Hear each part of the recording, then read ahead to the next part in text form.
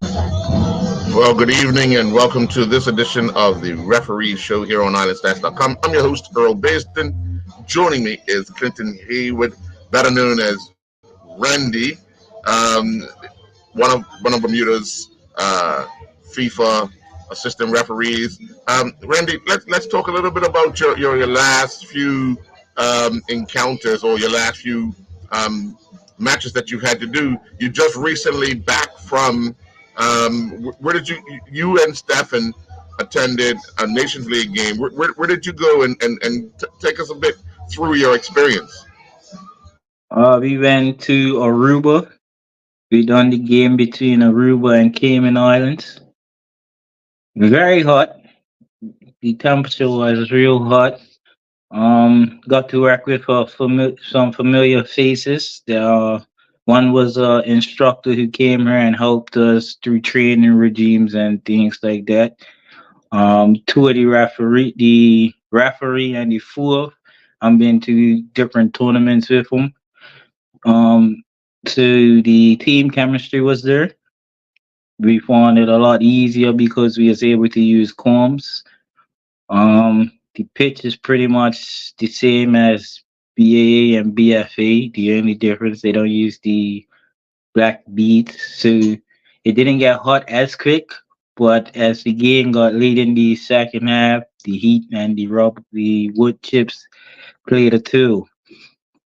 But altogether, the trip was a great opportunity to showcase my talent with the help of the referee, some local help, as well as the assessors that we had come and give off some feedback. So let me ask you: do you still get nervous when you're going to these games like you did the first time? You remember your first time?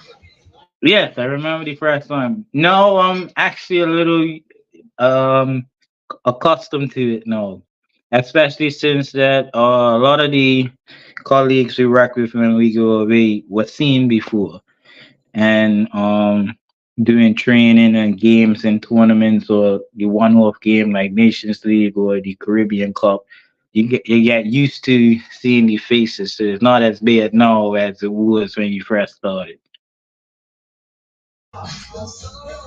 When you would have first started officiating in Bermuda through Mr. Williams enforcing your hand, did you ever think that FIFA AR was on the cards? At first, no, but then, like I said, the first trip in Tampa, getting the good news of that I have the potential to go further with it. I said, well, let's see where it takes me. And it took me, um, I can't complain with where it has taken me so far. Wearing that badge on your arm during local games in Bermuda, how how how proud of you are you of what you've been able to accomplish as an official? Because I know everybody has aspirations as a player, but an official, it's taking you a lot of places. Yeah. Uh, I enjoy it. And I just hope that local coaches and players, I thank them first of all because without them, I won't be able to keep my craft or sharpen my tools for my craft. So I'm greatly appreciative.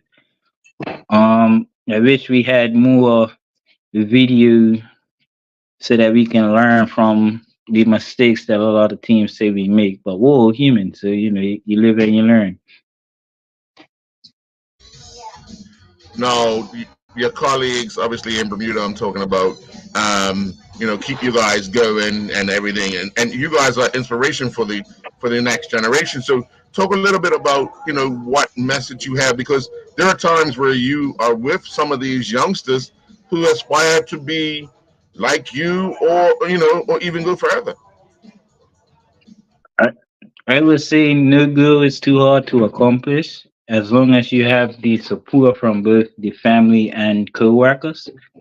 So I just think as an island, everybody should be pushing those who are going international to represent the island. So as long as you have hard work, dedication, and the support, you could do whatever you want. Well, we're going to be joined by Stephen Mabry. Stephen, good evening. Thanks for joining. Take us a bit through your last few experiences internationally. Really good.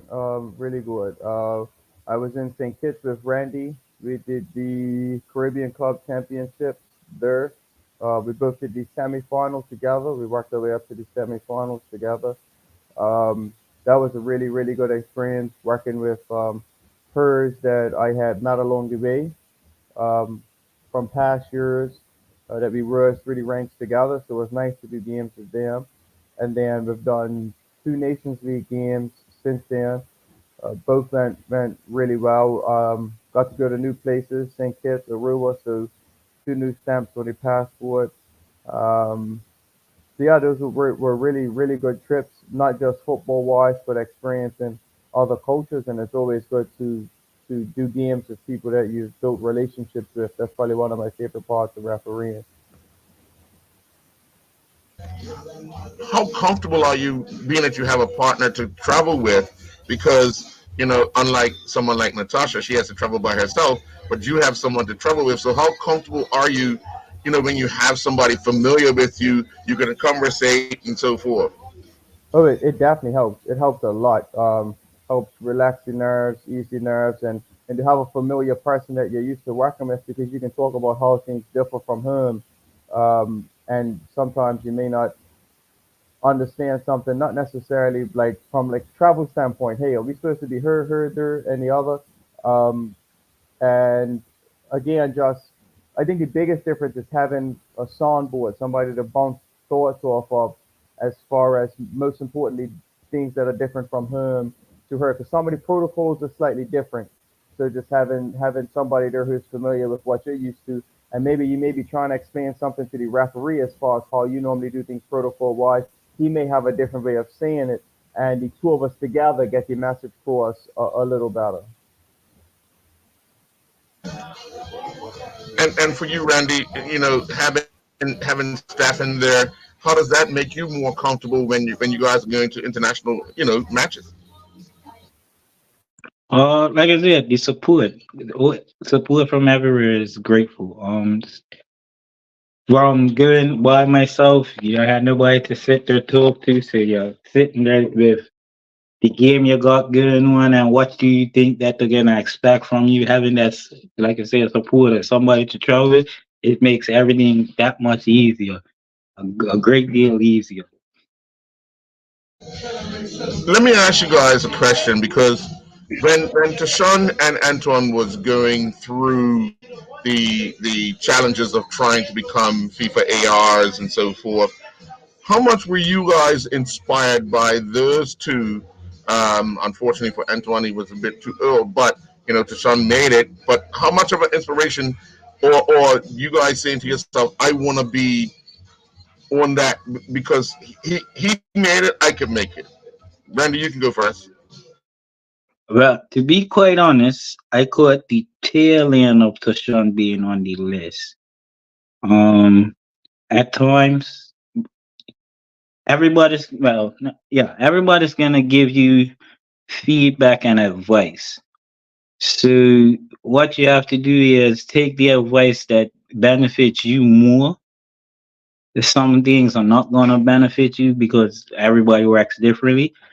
But when he was on the list, I said I could do it, and I want to go a little further.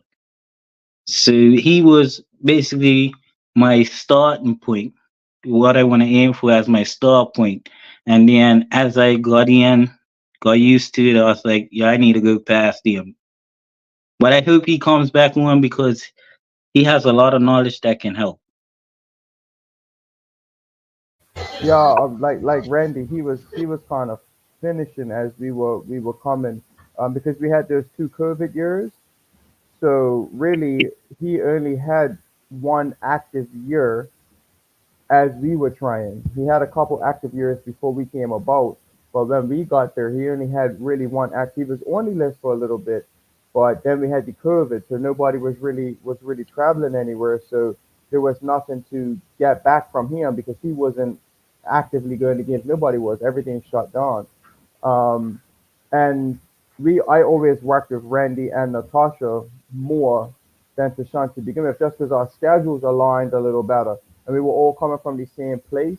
So it wasn't so much him pulling us up; it was us three pushing each other up, and kind of learning along the way.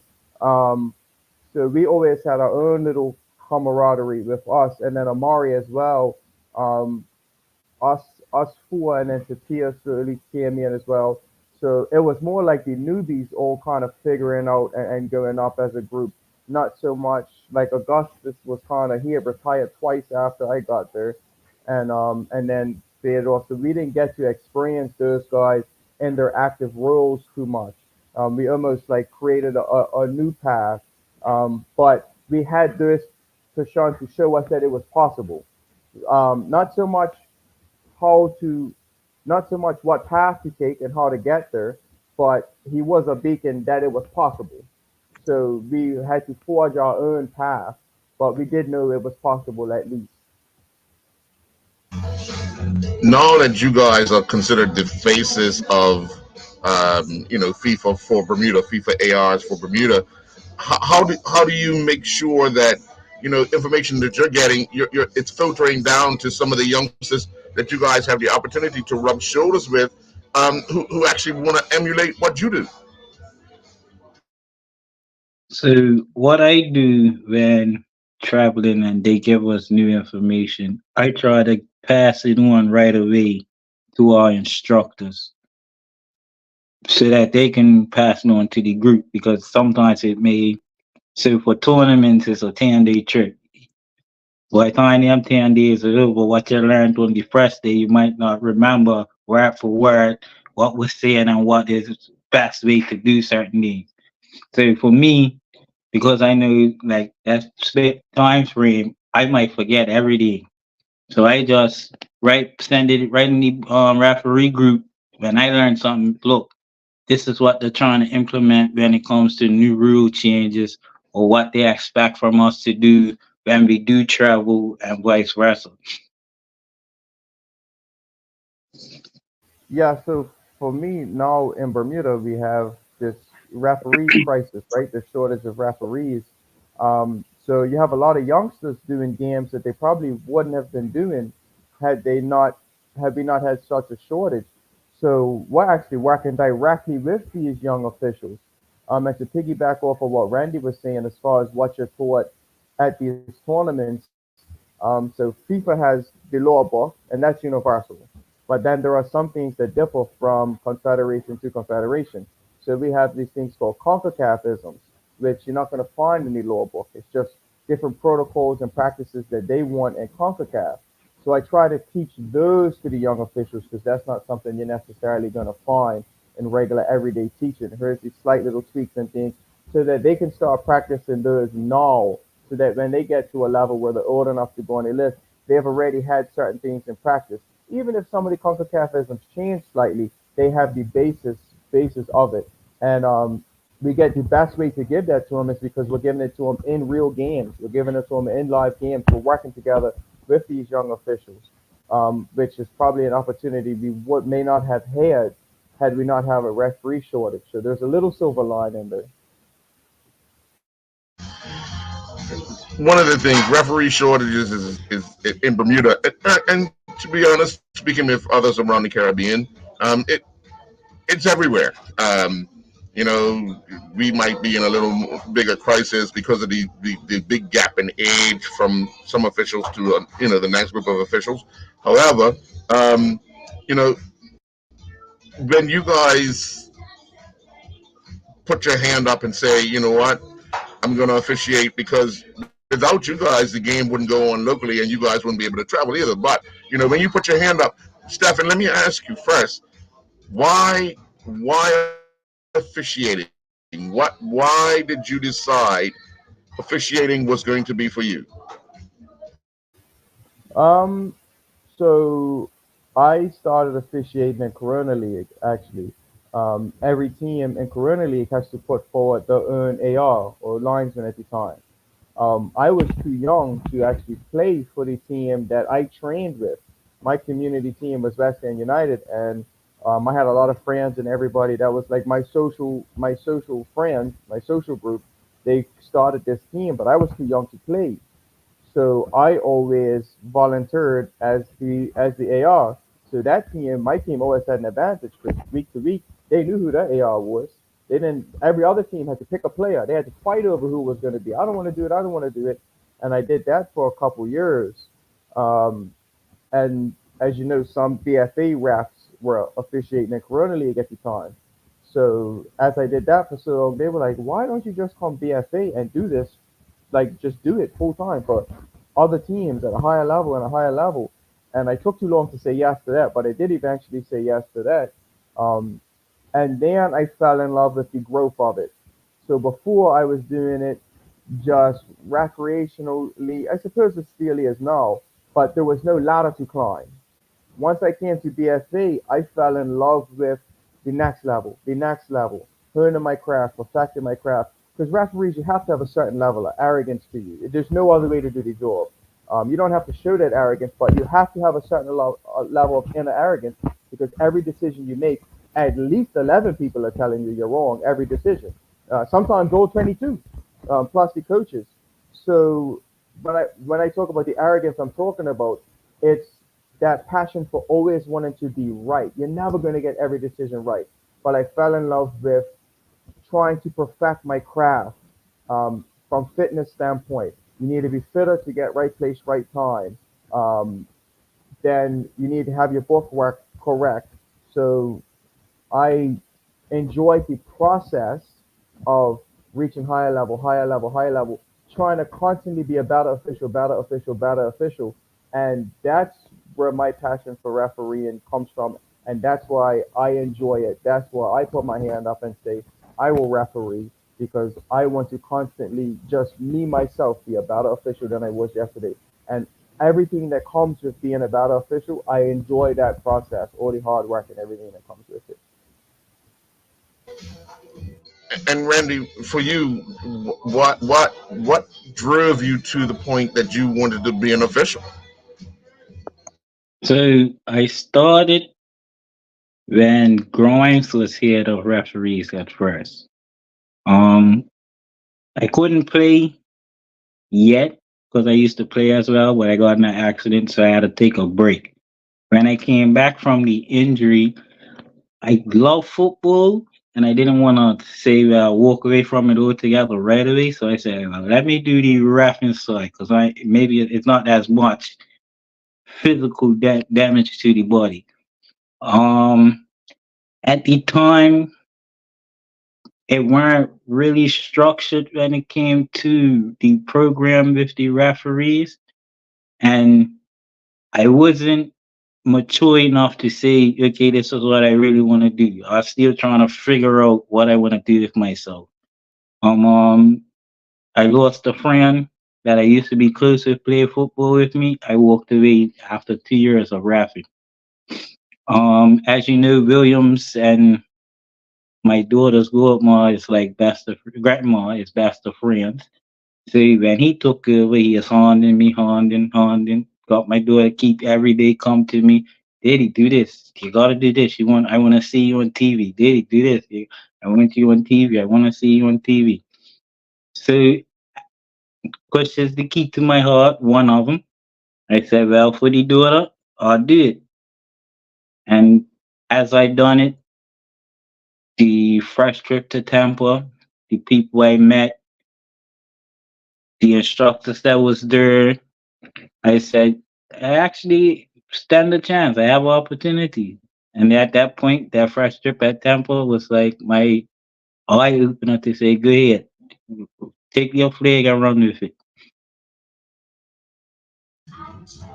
Both of you mentioned it, fitness. Passing that fitness test has not always been the easiest thing, and it's been one of the kryptonite for Bermuda officials. But you guys managed to get through it.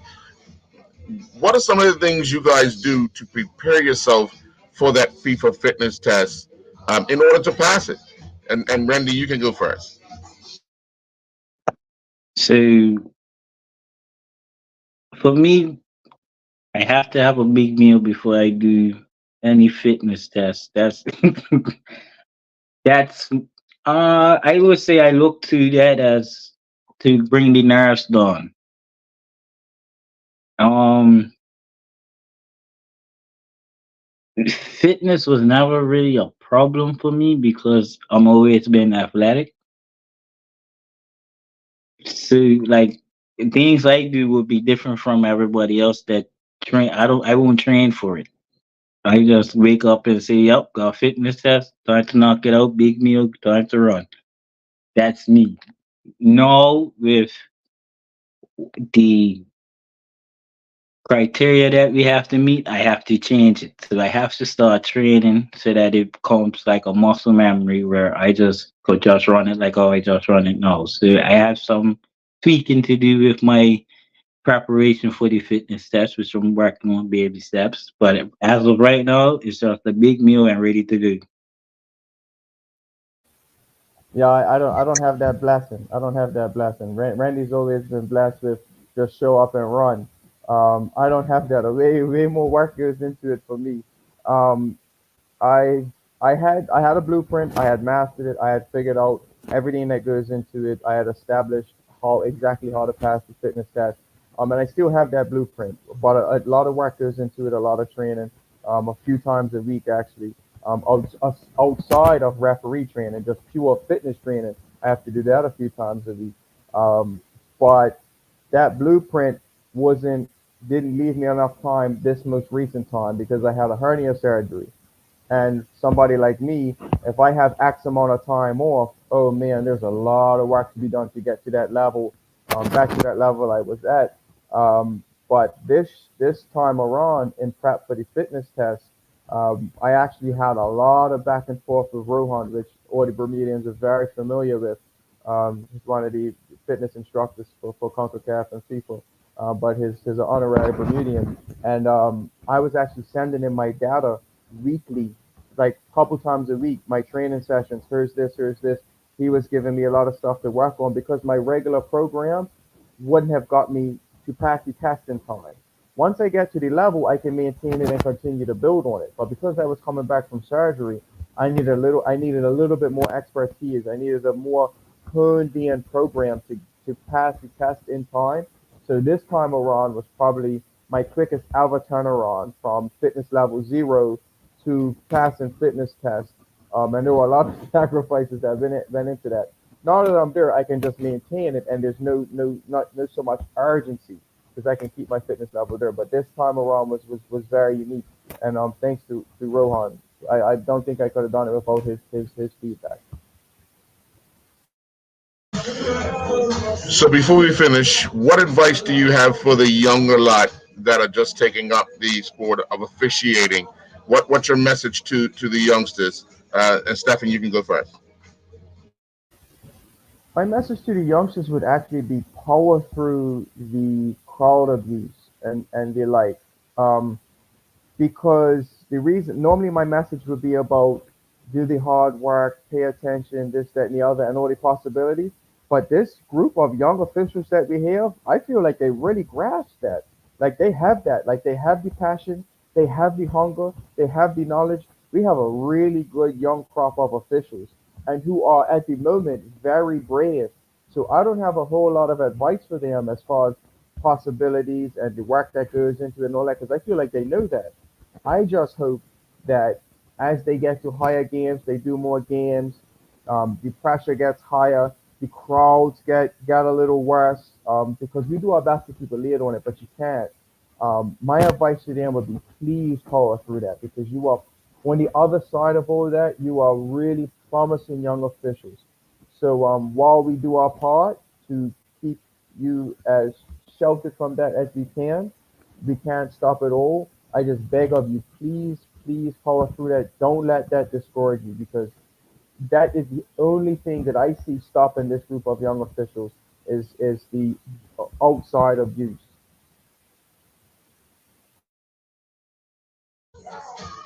Randy? And The abuse, you don't really get as much abuse when you travel, when you get to that point, as you do when you're here. So, as Stephen said, if you can have thick skin, as they call it, and that, because you can't please everybody in football. You're gonna make a call, whatever team is against, whatever group of fans is against, they don't agree. But one thing I can say, even though the abuse is heavy, if you get the call spot on, both fans after the game will come to you, majority of them, and tell you how great of a job you done, and that's what's key. So just have the thick skin, let it roll off your back. The opportunities are endless of what you could do with your referee career. Well, I want to thank you both for joining me tonight on Referee Corner here on IslandStats.com.